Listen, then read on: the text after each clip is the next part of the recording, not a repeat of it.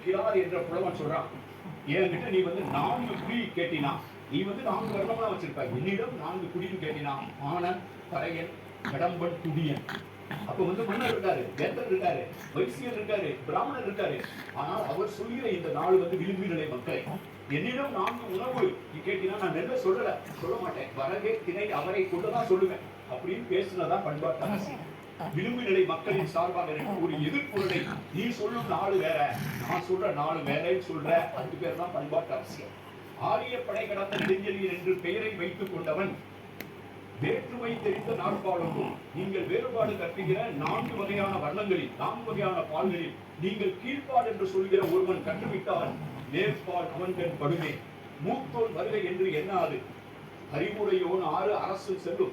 அறிவுடையோன் என்ன சொல்கிறான் அதை கேட்டுதான் எனது அரசாங்கம் நடக்கும் என்று அறிவித்தவன் ஒரு பாண்டிய மன்னன். அதன் பேர் ஆரியப்படை கடந்த நெடுஞ்செழியன் என்பது எதேச்சையானதல்ல, அதுதான் ஒரு பண்பாட்டு அரசியல். அதுதான் தமிழ்நாடு அறிவித்த முதல் கல்விக் கொள்கை. தமிழ்நாடு அறிவித்த முதல் கல்விக் கொள்கையில் எவன் படிக்கிறானோ, யார் படித்தாலும் படிப்பு வந்து பிறப்பின் சார்பில் அப்படின்னு ஒரு பண்பாட்டு அரசியலை தமிழகம் பேசியது.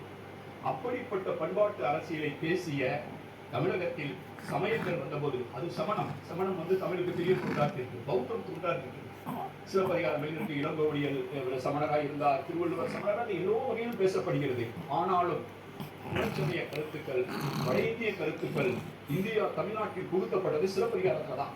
அதனாலதான் நான் ஒரு குறிப்பிட்ட அளவுக்கு மேல நான் சிலப்பதிகாரத்தை கொண்டாடுவது இல்லை. நான் சங்க இலக்கியம் அதான் எல்லாரும் சொல்லுவாங்க, நீங்க வாயத்தார் தான் சங்க இலக்கியம் சார், அதுக்கு நாள் ஒண்ணுமே இல்லையாங்க.